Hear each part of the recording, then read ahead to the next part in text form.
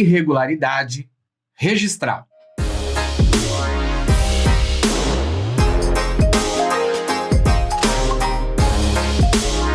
Professor, se um determinado empresário ou uma determinada sociedade empresária não realiza o seu registro, quais são as implicações?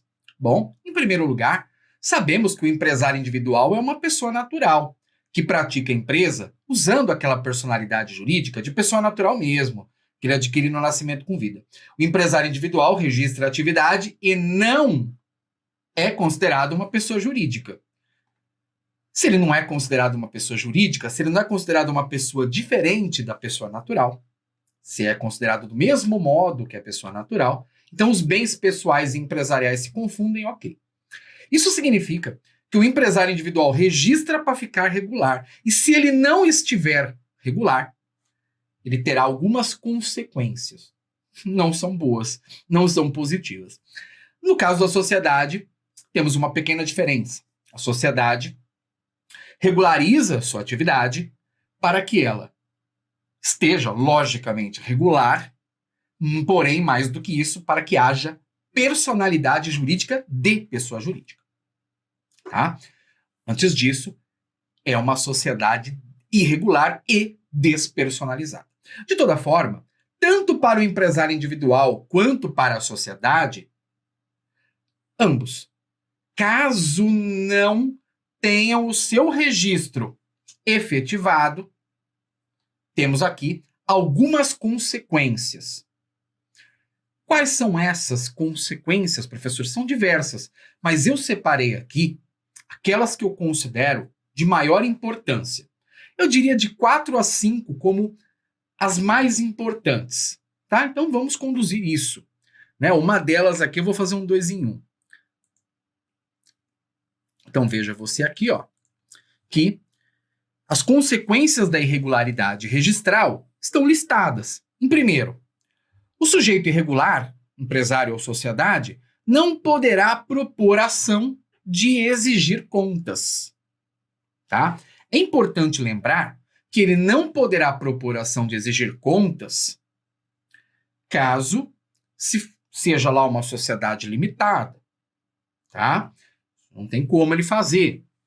Se é uma sociedade em que o registro não é exigência, professor, tem sociedade que o registro não é exigência? Tem uma só. Tá? Tem uma sociedade chamada Sociedade em Conta de Participação, que o registro não é exigência, muito pelo contrário, não precisa registrar uma outra situação.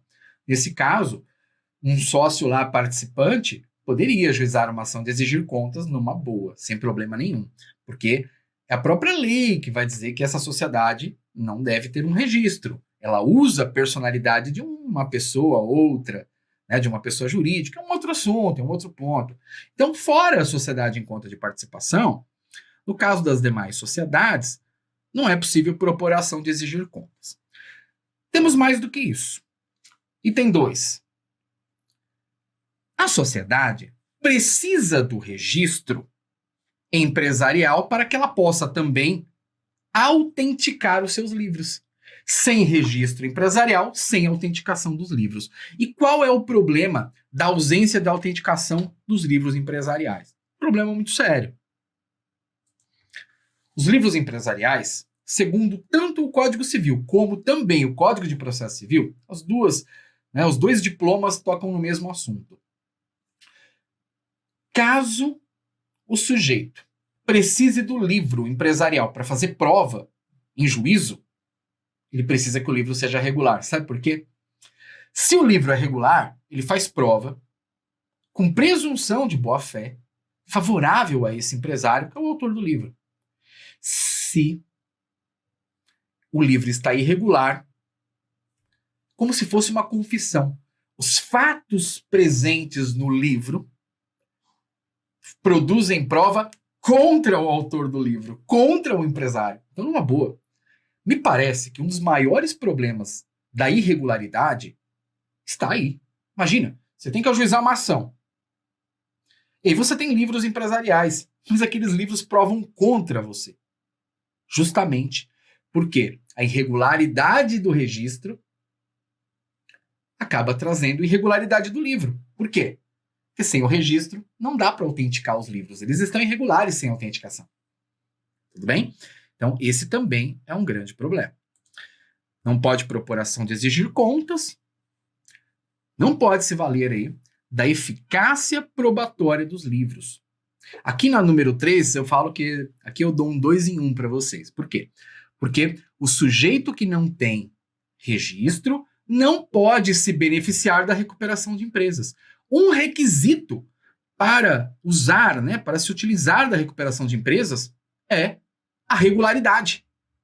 E, aliás, também não é possível propor ação de falência contra ninguém. Professor, mas o sujeito irregular pode sofrer ação de falência? Sofrer ele pode, porque sofrer ação de falência é uma espécie de punição, né? É uma sanção. Mas seria muita cara de pau, né? O sujeito nem sequer registro tem e quer propor ação de falência de alguém. Não pode. Tá? Então, por isso que eu falo que aqui tem um 2 em 1, né? Ele não pode propor nem recuperação, como ele também não pode propor a falência de terceiros. Tá bom? Item 4. Ele não pode regularizar a sua situação previdenciária e nem sequer tributária. Logicamente que a partir disso ele terá uma série de problemas e consequências da legislação tributária, lá do Código Tributário Nacional e outras leis, lá do CTN.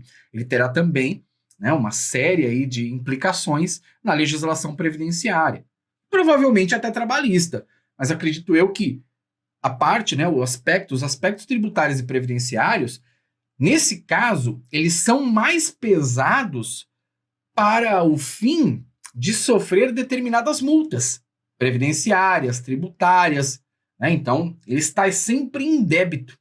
Né? Se ele precisar de uma certidão, ele não vai ter. Tá? No caso trabalhista, a irregularidade também gera problemas, é claro. Né? Uma série deles. Uma série, diversos. Então, ele pode também ter implicações, professor? Pode. Com o Ministério Público do Trabalho, ele pode ter implicações com, né, os departamentos do órgão do Poder Executivo, né, do Ministério do Trabalho.